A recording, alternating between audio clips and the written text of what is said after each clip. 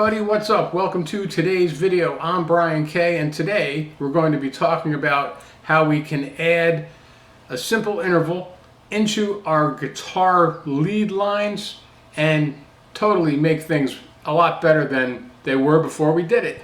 But before we get into it, I do want to say thank you to everybody who has subscribed to the channel. Okay, you know, liked, shared, subscribed to the channel, like the videos, let people know about it out here on YouTube and out on Rumble. It really has tremendously helps this channel continue to keep growing. And of course, look, if you haven't done so already and you dig the content that I am bringing out here, go ahead, like, share, subscribe to the channel. Let people know about what's happening out here, because those little things go a super huge way to help me continue to build this channel. Okay, with that said, let's talk about adding an interval. And the interval, right, the interval we're adding is going to be the 9, okay? And today is a key of A kind of day, okay?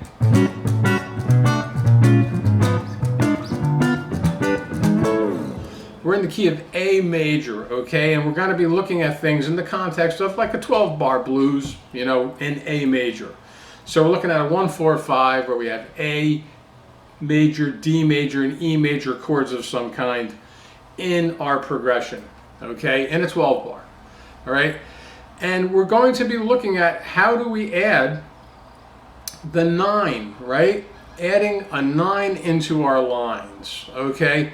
And the easiest way to see it is actually off of the chords, okay? So we're gonna look at a triad, okay? So, you know, I'm gonna show you a couple of cool triad shapes that will help you get there, okay? And here's the cool thing. A 9 is simply an interval of a second, okay? So if you didn't know what 9s were, you know, you're looking at, if you were to use your major scale, right, in the key of A major, a good old A major scale, right? Well, those intervals are the, you know, the intervals we're talking about, okay?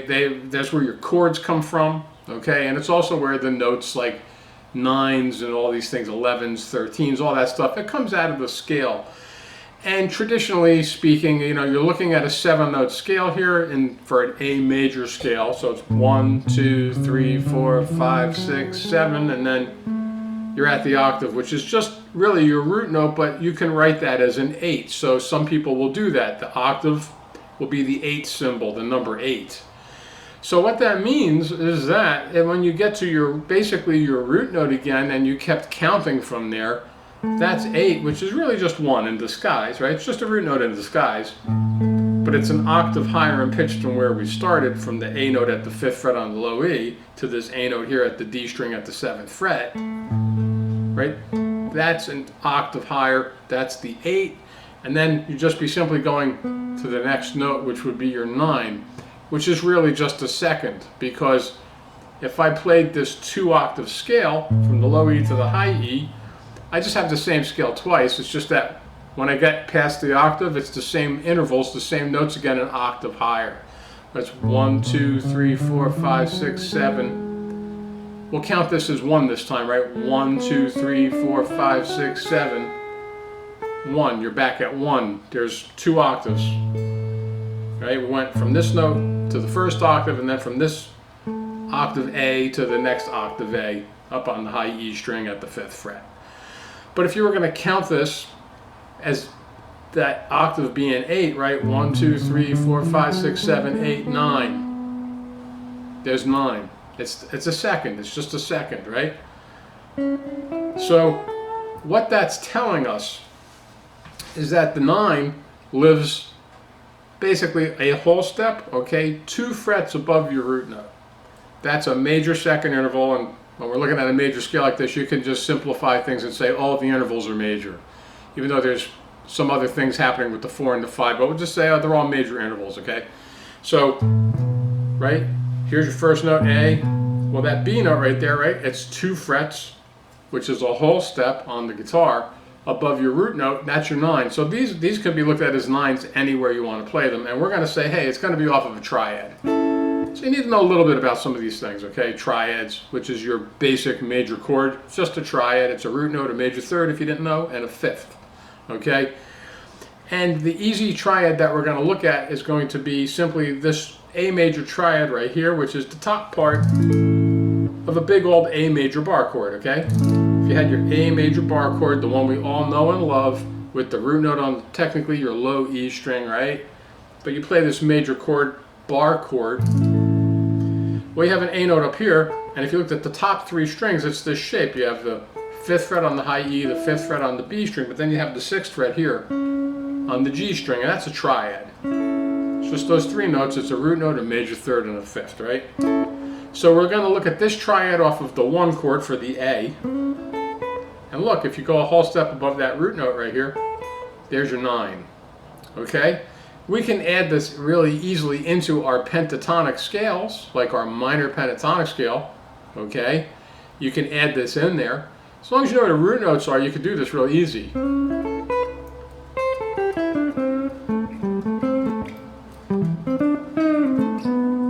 Anywhere there's a root note, here's your first octave.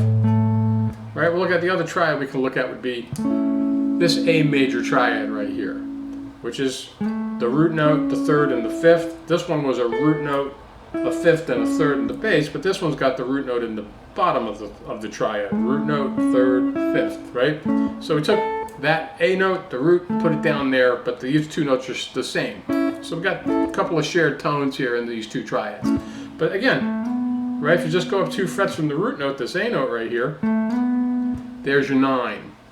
So these can be added in with the scales and off the chords. Okay, cool. Now what's the other triad we're going to look at for the 4 and the 5 chord? Well, let's look at this right here.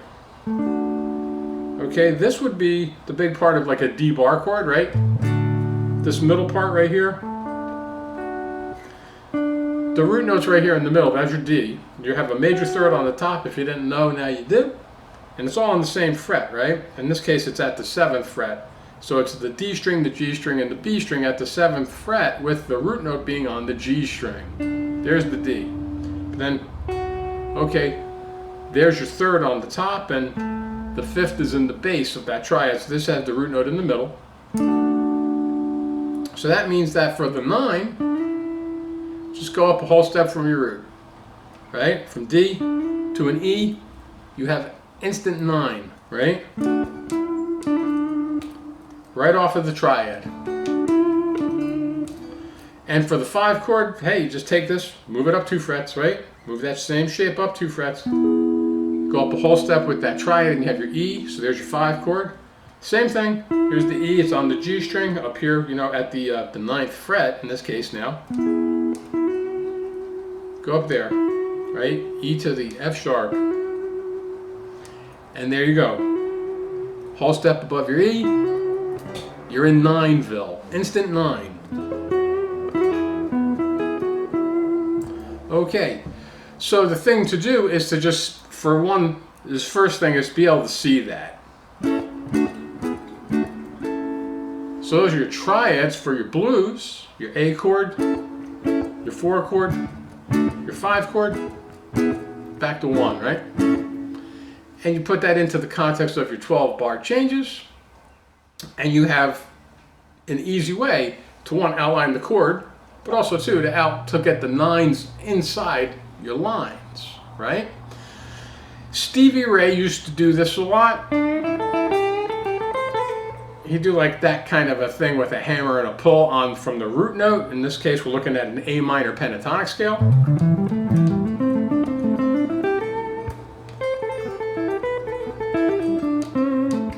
Right, and he'd throw those in there, a little hammer and a pull, or sometimes maybe just go down the line in the scale and add it in there. But he would do that a lot. He'd add this 9 in there a lot of times certainly off the 1 chord for sure.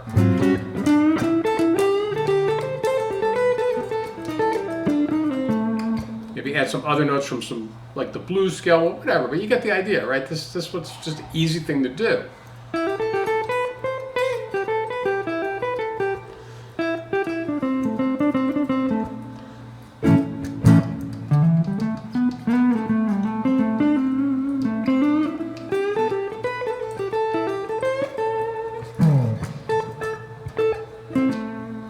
Okay, so that's the whole thing right there. You could do it off of the triads, anywhere you want, and you can add it into the scale. So this is an easy concept to add a little more pizzazz and some coolness into your lines, okay? So just knowing this, right off the bat, you're ahead of the game.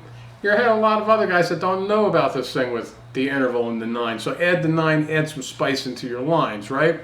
Okay, let's get down to some sonic examples, right? Where we can hear what's happening with this in real time.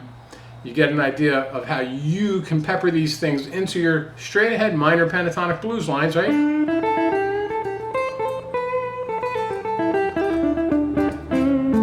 have some instant happy times and coolness in your lines. Okay, let's check it out.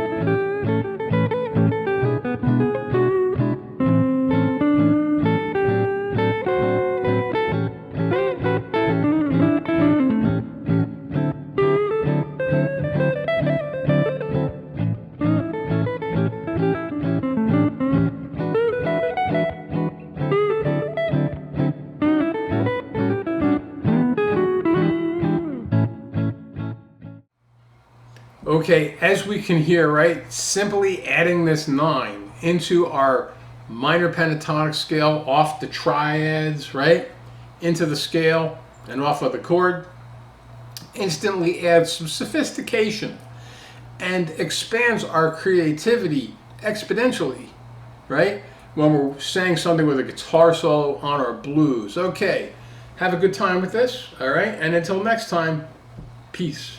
Catch you then.